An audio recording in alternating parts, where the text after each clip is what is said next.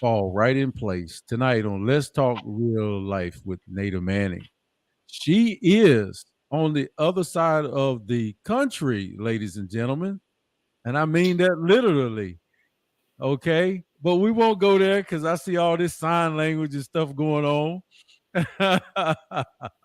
But we are blessed. We are too blessed to be stressed. Ladies and gentlemen, let's talk real life with Nada Manning. I'm your co host, Vernon Garrison.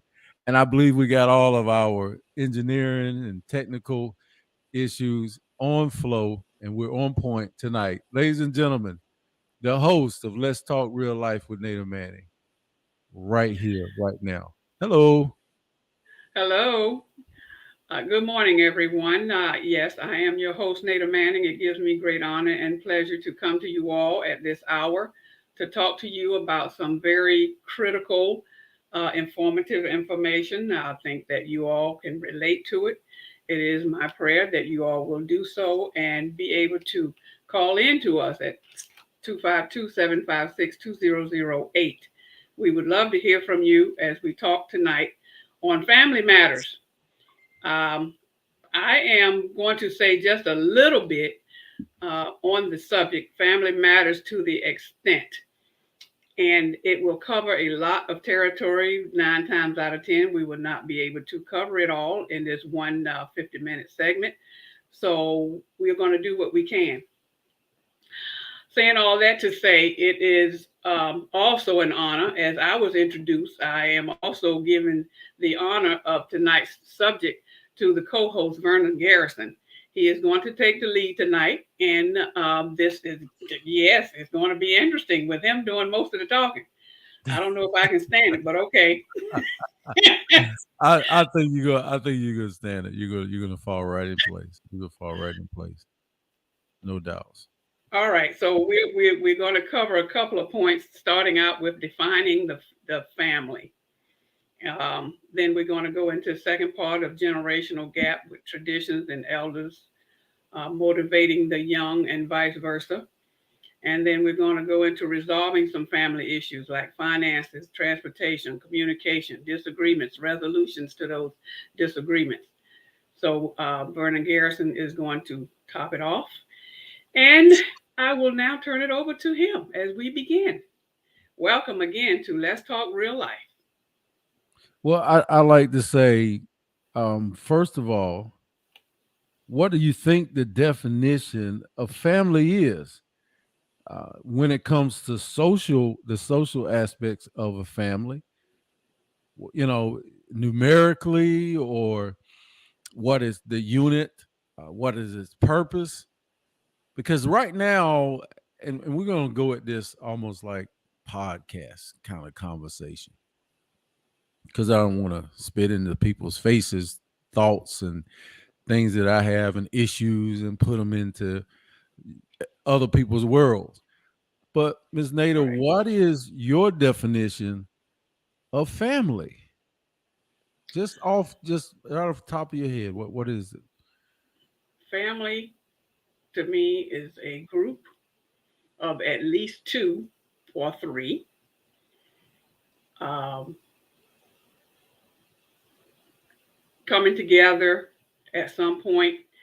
Biologically, of course, we all know that to be the case. But a family has common interests, common interests in that they can dive into some real deep issues back in the day, family stuff of whys and whos and how comes and with that family thought, it's supposed to be able to be a discussion of going back, digging as far as possible to talk about some things like the history of individuals, where they came from, who is who.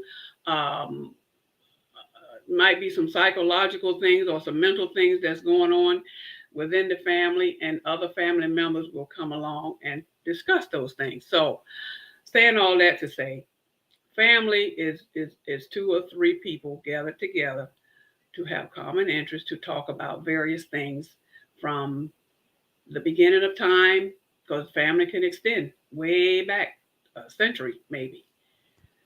I want to let Definitely. the audience know you'll need these definitions as we go along the show to make reference, because you'll need the definitions of what you think a family is, and you'll need to stick to that one point.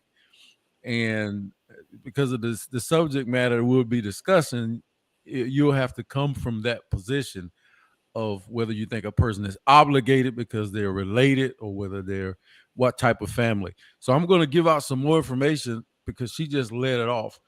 Um, just a very simple definition: a group of one or more parents and their children living together as a unit. That would be a simple definition. And as you talked about passing on, you mentioned, I think you might have mentioned the word generation or something of that sort. All Hmm. the descendants of a common ancestor, okay, in one place.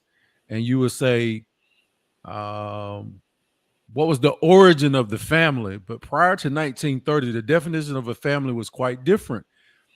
The 1920 version went like this: the term family, as here used, signified a group of persons, whether related by blood or not, who live together as one household, usually sharing the same table. So a family was a group of people that lived into a particular household. So now we're getting into what we're going to probably agree or disagree on what is right or wrong. Is traditions change, and what we know as a tradition now or something we do that we think is just hardcore right that you're supposed to do and it's a violation if we don't, may not have been 50 years ago. It would have been hardcore left to do certain things. It might have been unethical to do what you think years ago. So that should stretch your mind as we open this conversation.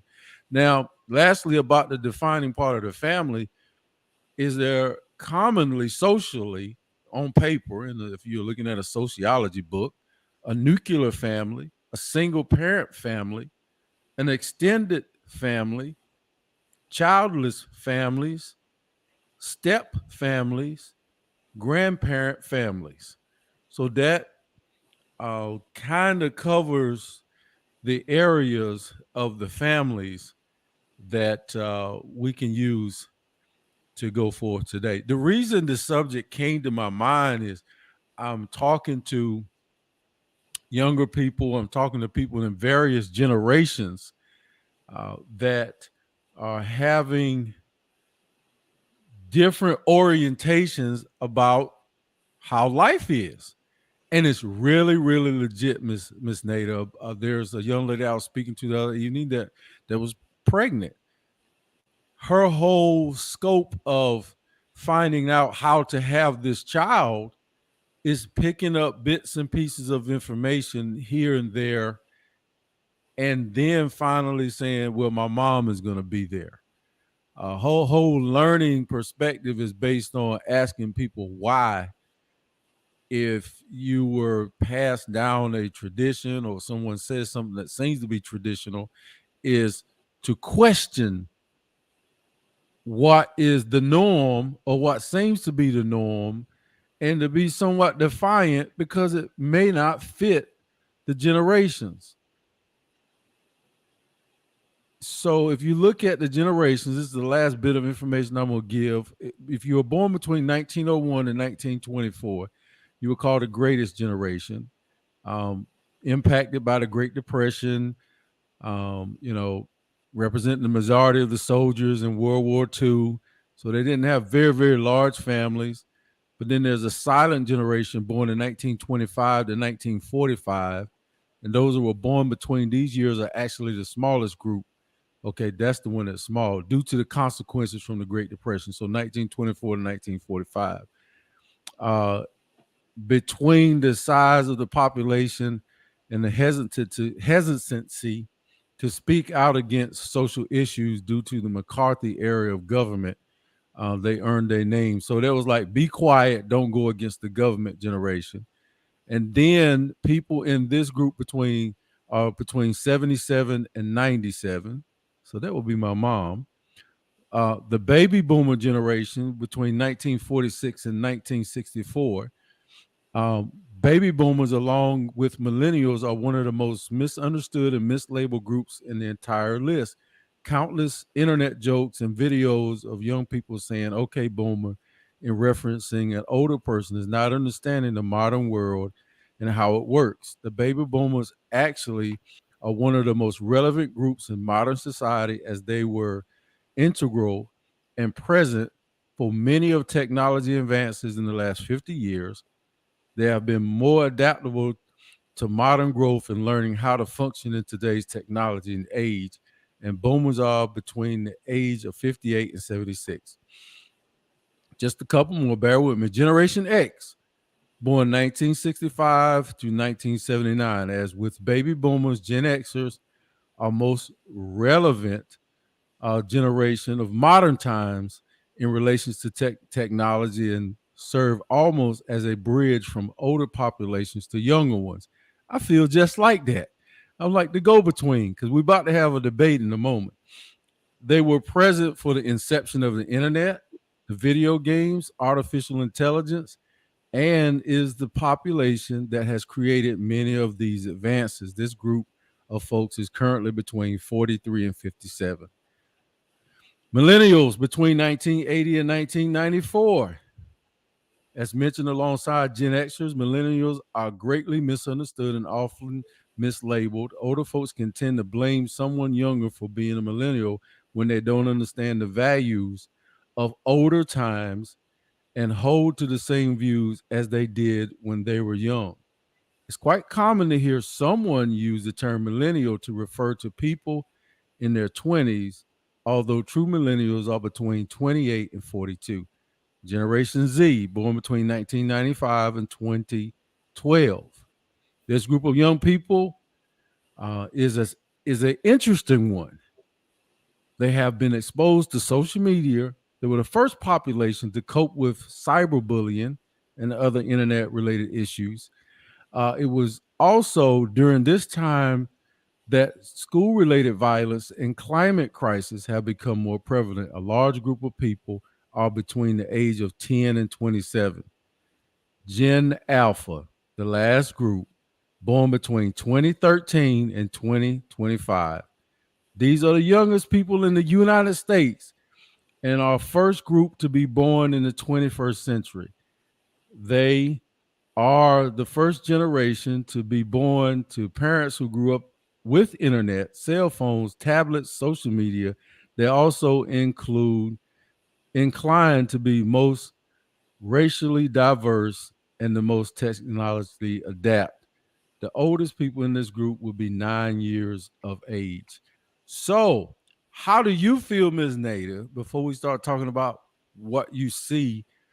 I got two questions. One, how do you feel listening to those generations that I just mentioned to you, and you were like saw all of us grow up? How do I feel about them? Yeah, how do you feel about seeing all of these generations? So you were in the baby boomer Right, age group, right. right? And But you, and and since then, from that age group of baby boomers on up, which includes my children and their children and so forth on up to today. How do I feel about those different groups? yep, and you, of course, you knew. I was about to say, did you know your parents? I mean, I'm assuming that I you did, but I did. I knew my yes. So you cover all the way, all of these generations from 1901 all the mm-hmm. way to now. No, no, not 1901. I don't go that far. My grandparents were in the 1903. No, 1896 was my grandmama. Did you Uh, meet? You knew, so you knew your grandma then. I knew my grandmom. My grandmom is the one that raised me and those three boys that I have often spoke of. So, yes, from 1896. But I don't count those years because I was too young to understand what was going on. So, to answer your question and comparing that age group to right on up to each, I would say each decade of people, every 10 years, it would be every 10, 20 years, it would be a different generation, something like that. How do Okay, I feel about them? Is your question? right. How do you feel having Seen then seen and now. the 18 people from the 1800s all the way until people from the 20? Well, obviously, without say, on the educational piece, the academics are certainly far better now. Well, I won't say now today. The opportunities are better now than they were back in the 1800s and the early 1900s. It has gotten better for the opportunities of being educated. Um, as far as family go with the upbringing of them, I see that there is definitely a distinct difference in how they were being raised in each generation. Even with mine in the 1970s, I did not raise mine all the way I was raised, and I think a lot of parents or in my age group would probably say the same thing. So the upbringing is different. The home life is different. The educational piece of it is different. The exposure, the social media is definitely different. The social media is no comparison. There was none back in the day. Let me ask you a question. Yeah, it was some social media because people were gossiping back in them days. That Let, you call that media?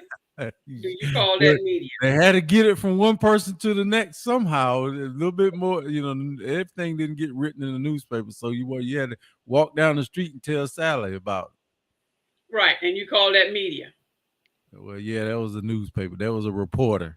That was Okay, an investigative reporter that came over to your house in the evening oh, time or whatever, and then left your house and went to and somebody else's house. right, and in saying all of that, addressing that part of the those days versus now, there was definitely more neighborly concern with those children as we were coming up, walking down the dirt roads and all of that, as opposed to today. There are fewer dirt roads, but there are still streets. So there's less attention by the outsiders of the home of the child.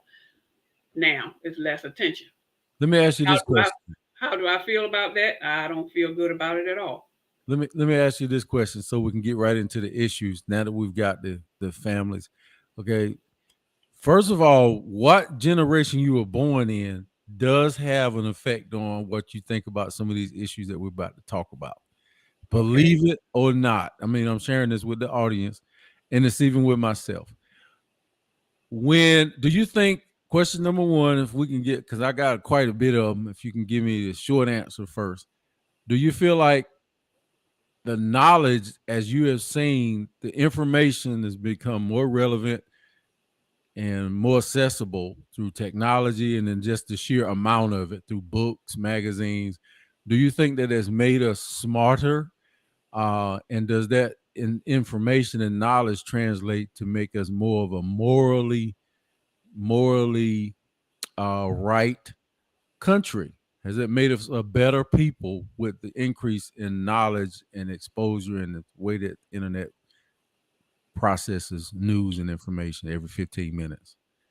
Has it made us what? More Has it knowledgeable? made us better? And has it made us better, including morally um, sound people? Has it made us a better nation? Okay. Made us a better person Your because words are of improvement? skipping and I didn't hear what you said. Repeat. Okay, has technology? You have to repeat what you said. We're having technical difficulties. Yeah, I'm repeating it right now. Can you hear me now? Okay, has Mhm. technology and the advancement since you have seen, has it made us Americans better people Has technology made us better? I would say yes. in the way that we process books, news, information? Has it made us better people? I would say yes. That's a Health short answer. health wise, has it made us healthier? Healthier, healthier. Has technology made us healthier? Technology and our lifestyle. I would say that's a yes and no answer. It's open ended. It's healthy in a sense of giving us quick knowledge, finding out information quicker. Um, and I would say no, because everyone does not take advantage of the technology and its um, information that's available to them. And why would they not do that? Sometimes they really don't know how to do it, which comes into play. I'm stepping up the conversation, but that's where the communication come in. So has it made us better? I would say yes and no. And All I, right. again, there's no because everybody don't take advantage of the technology. Go ahead. So now, there was a debate we had over dinner with the cook and the waitress and the waiters, and we all got into this. I was just now looking it up, and I didn't look it up yet. Is there more gay people today than there was in the 1960s, 70s, 80s? Is there more gay people today than in the history, as far as It you can say? appears to it appears to be so, yes, but it's also more open now. No, there's no more hidden in the closet stuff now. So to say absolutely yes, is more of them now than then. Again, that's an open-ended question because there's really no way to tell. Back then, they didn't share. They didn't open up the way they are now. Certainly, it's nothing new under the sun. That's for sure. But are there more? It's more known. How about that? Well, you hit the nail right on the head, because I was just reading a study that says the more adults in the U.S. say they identify as LGBTQ than they did a decade ago, according to a new Gallup poll. The Right. percentage of adults who told the Gallup they identified as LGBTQ has doubled since 2012. The rise can be attributed to Gen Z, according to the Gallup. Right. Y'all don't know what Gen Z. I just read y'all the generations now. It's gonna be a test after this show. According to the Gallup, about 21% of the adults born between 1997 and 2003 identify as LGBTQ, and meanwhile, 10.5% of the millennials, that a generation that includes adults born between 1981 and 1996, identify. So you got various age groups, and let me see this last statistic. Among LGBTQ adults in the U.S., more than half of them, nearly 57% of them, said they were bisexual, according to the Gaps poll that encompasses about 4% of the U.S. adults. And Gallup reported 20.7% of the LGBTQ responders identified as gay. Okay, so they're basically saying there's an uptick in the last 20 years as to how people are reporting and identifying. Right. I was asking, was there more? Because uh, one of the folks in the conversation was saying it's in the food, and it's the chemical imbalance that's causing people to have a confusion with the gender roles, and the things that the food that we're eating is causing, a great influence on our biological being. So how do you feel about that? The things that you ate 50 years ago and the food that you eat now, do you see a psychological or physiological difference in, or do you suspect any kind of physiological or psychological difference in the way that we live now?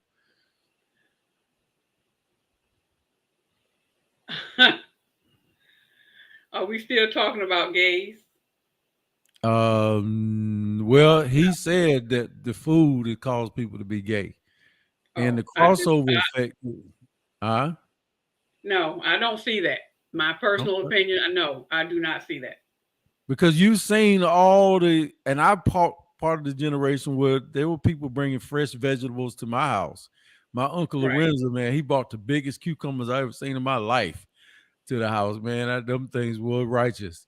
Um, So how would eating that affect one's identity? Well, nowadays you got so many hormones in foods. You got so many chemicals in foods that it is scientifically proven that, like in young girls, the things that have been put in foods, and especially processed foods, like the growth hormones they put in chickens to make them jokers grow up next week. They they ready to eat next week. Lay about 10 eggs, sell them for $1 a piece, and Yeah. now we eating chickens quickly. So there are a lot of things that go into food that over the past 20 years, and if somebody's listening that knows this type of research, please reference it. Over the years, food and the impressions of what we eat gets imprinted into our DNA. It really does. So it can make you overweight as soon as you're born. And a Well, lot of the foods that now you eat. being overweight and being gay is two different things. Yep. So Yep. I'm not going to disagree with the weight thing, but I Uh-huh. do have an issue when it comes to your sexual identity. I Right. don't. I don't believe you asked me that question. No, I Yes. do not believe the food intake has anything to do with whether we are going to think we are or want to be a male versus female or vice versa. That's Now, my opinion. okay. Next question on that subject, because I got a billion of them. I got if you one of the young girl was she might have been a millennial. I think she's a millennial.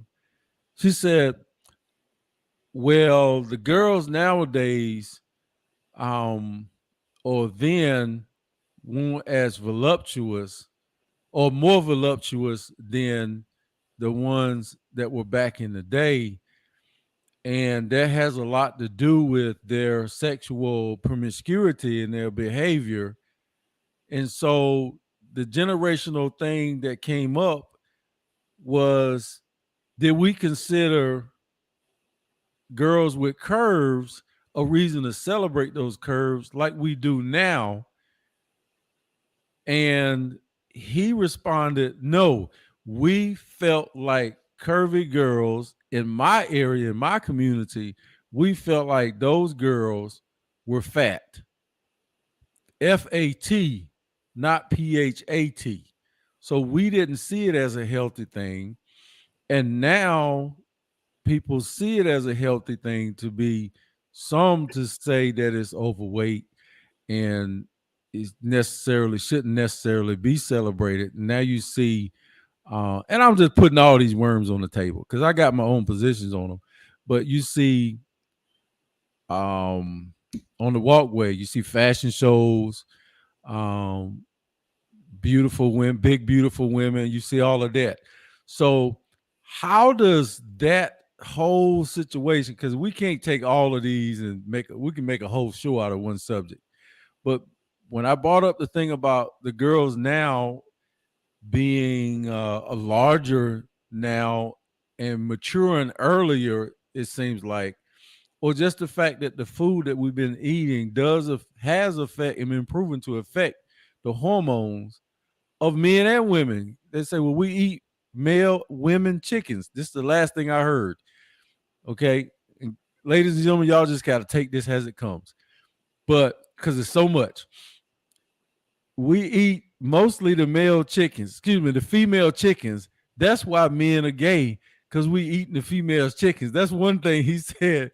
We eating the female chickens and the female cows, and that's what's making the male gender, you know, all jacked up in some ways. But how do you feel about the weight and as time has changed throughout all of the generations that you have seen after you? The How male do and I the female body. how do I feel about the rate of change? Because as you were describing, the girls, females now are more fully developed quicker now versus back then. Is that And true though?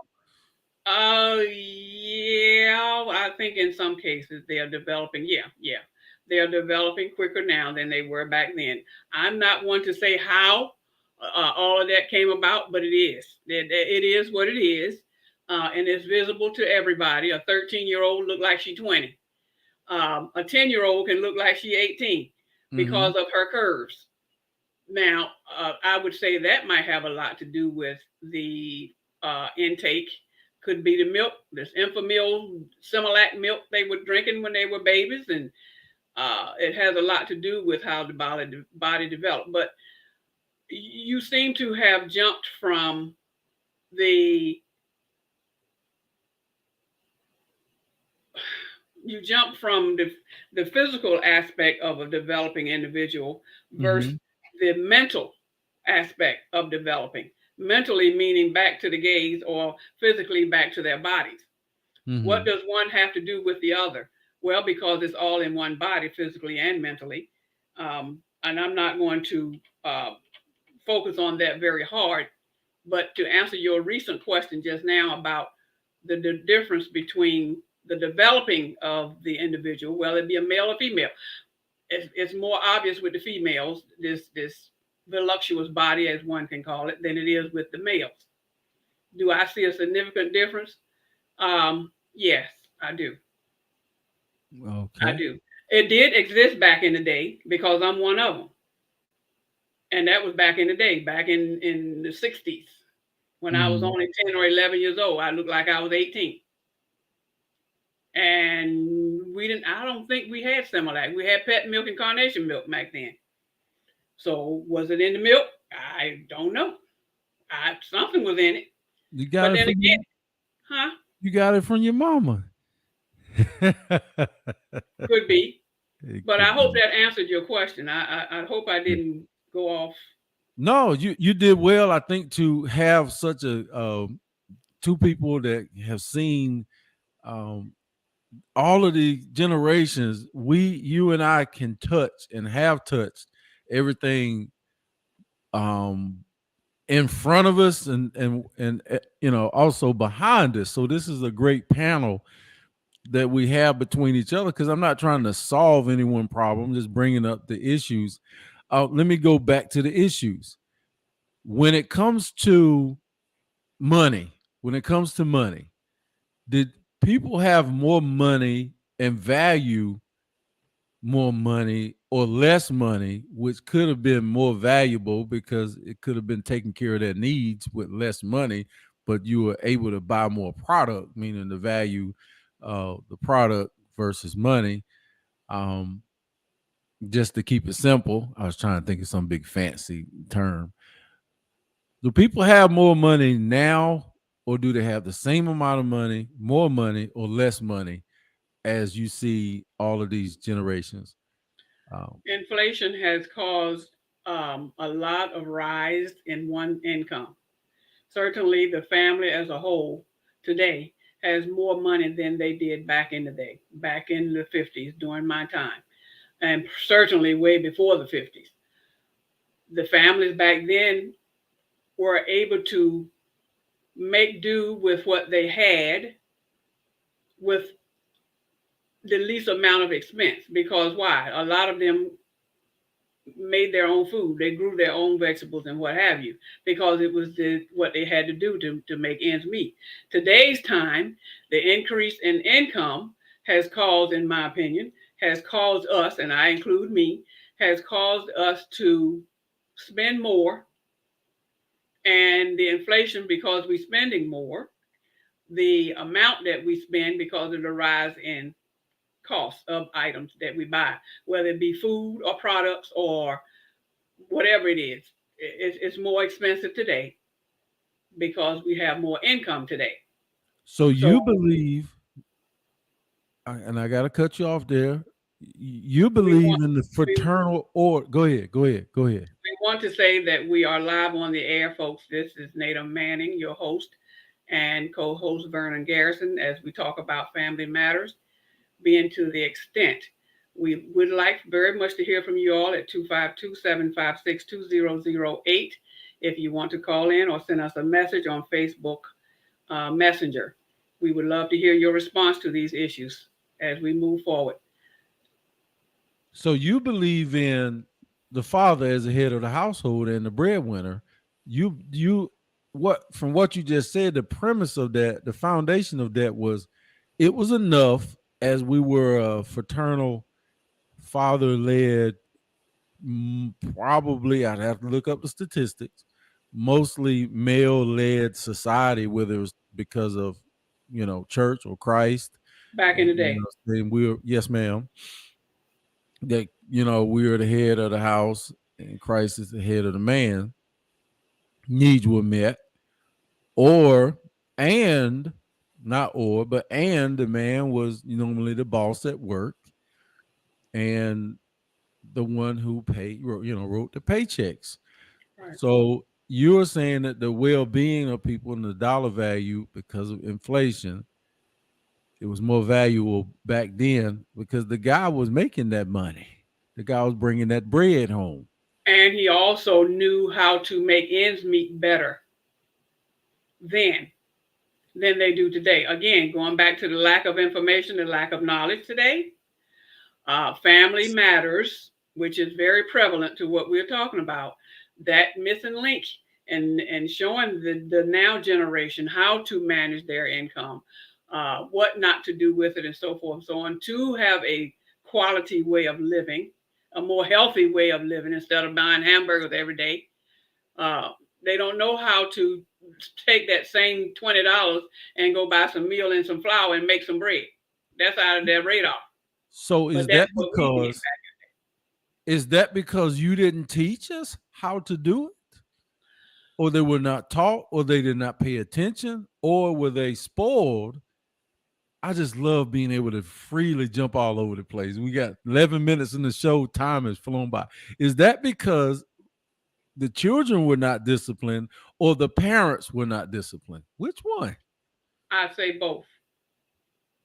And I would say both because as a parent, we teach what we know. We teach what we were taught. If we weren't taught, then how can you teach someone else? You can't teach what you don't know.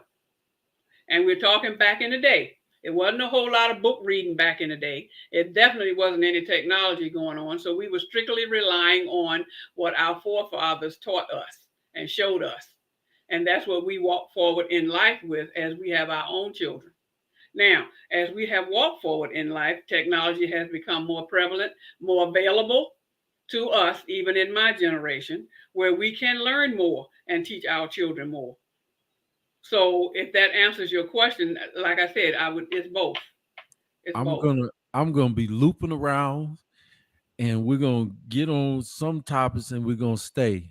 Right now, what you were just talking about, what we are talking about teaching and pass down knowledge was sexual promiscuity as early in life as it is now, and how being you've seen a lot of generations come after you, how has it been versus if you're going to answer it was later in life when children became sexually active, did that yield a better person because they waited until they were married?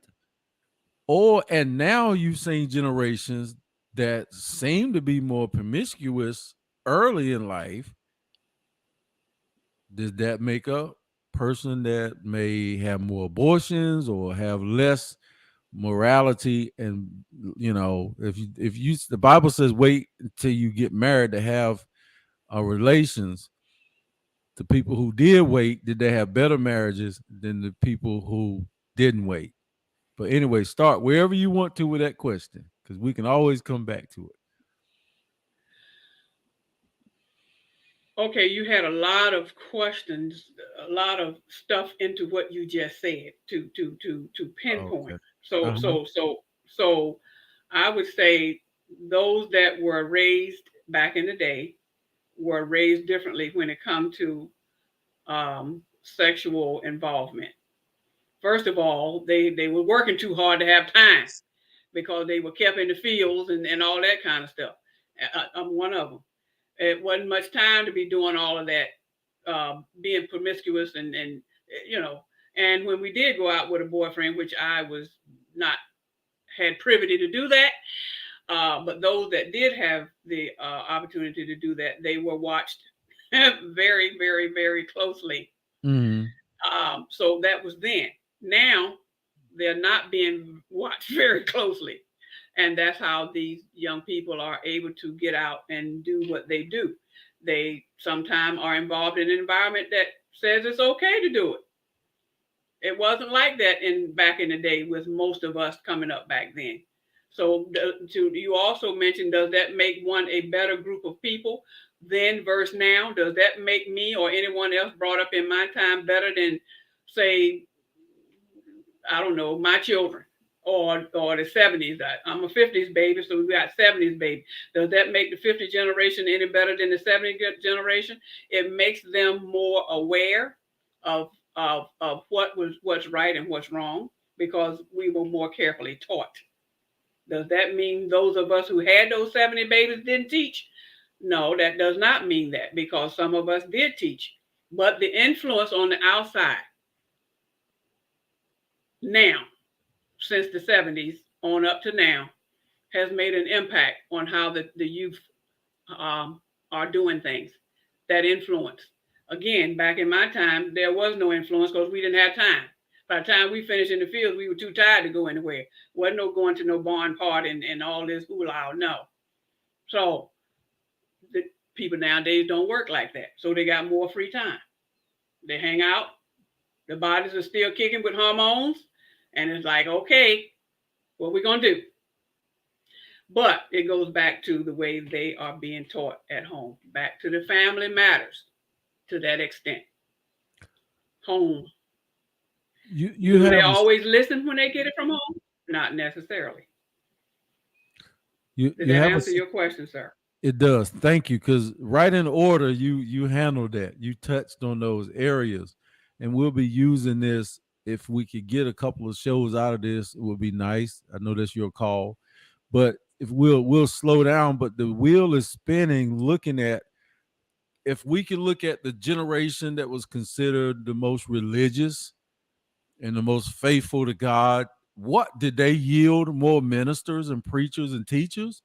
Or did they yield more rebellious children, preachers' children that rebelled?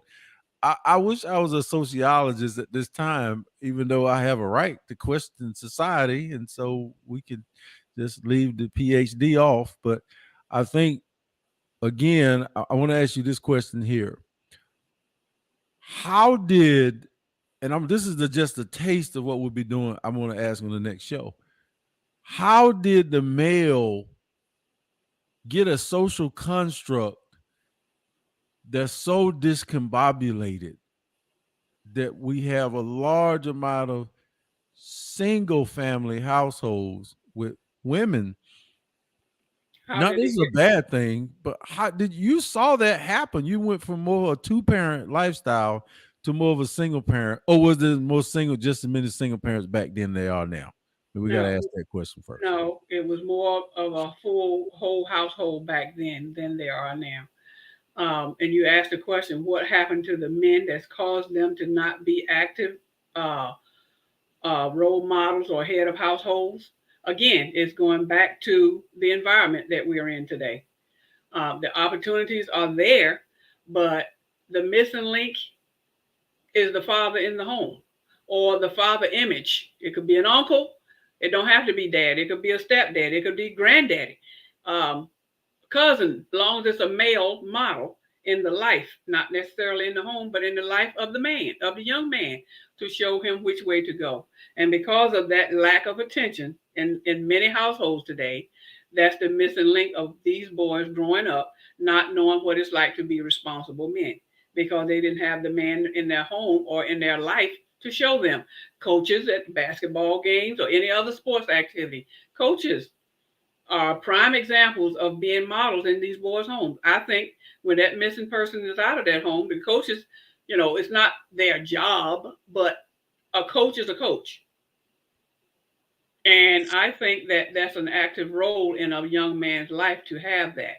Same thing with girls, because there are women coaches that can be also a model for these young girls.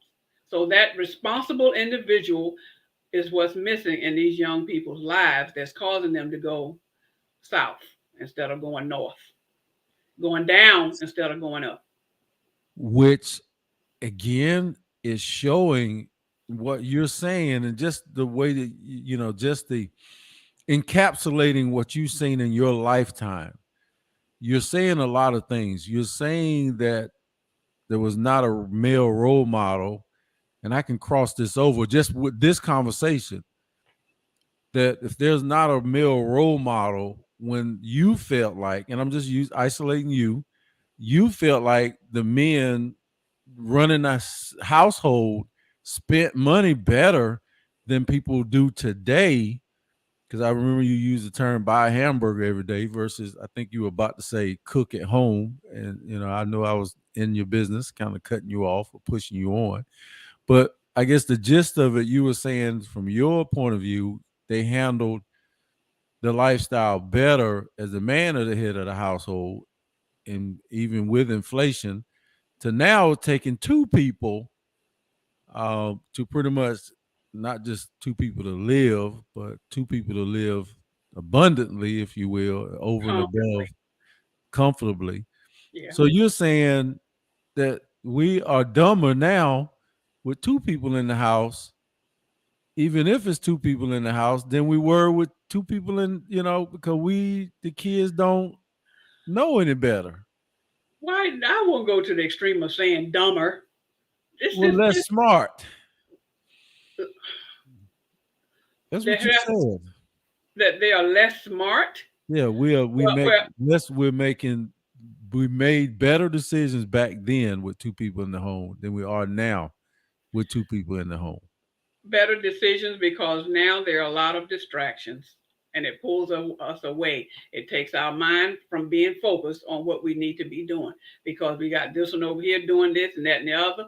And it just, in today's mindset, there's too many distractions to And you take our also and you also said supervision was with 1 minute and 37 seconds. You also said supervision was the key to managing sexual promiscuity. Supervision is the birth control of the generations that you thought were most effective that you have seen. You're saying that was the birth control, supervision, and actively participating in the family functions, such as working in the fields that you say you didn't have time. So being focused is also an element of what you just said that contributed to birth control and keeping people out of trouble. stay focused on the positive and where you're going and not be sidetracked. We want to say a prayer before we close out. Yes, ma'am. Father God, thank you for this time as we come to an end of this segment of Family Matters to the extent.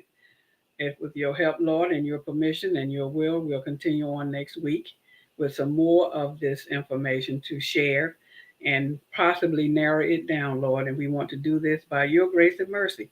So be with us, Lord, and pray that all the listeners out there was able to catch on to a little bit of something with what we said tonight. You and you alone, Lord, are able to carry us through these times to talk about them. We give you praise and honor. Amen. Amen. Well, ladies and gentlemen, there you have it. This has been a great episode of Let's Talk Real Life with Native Manny. See you next Wednesday. Have a good week. This is Glenn Coward. You're listening to 106.9 Awesome Radio.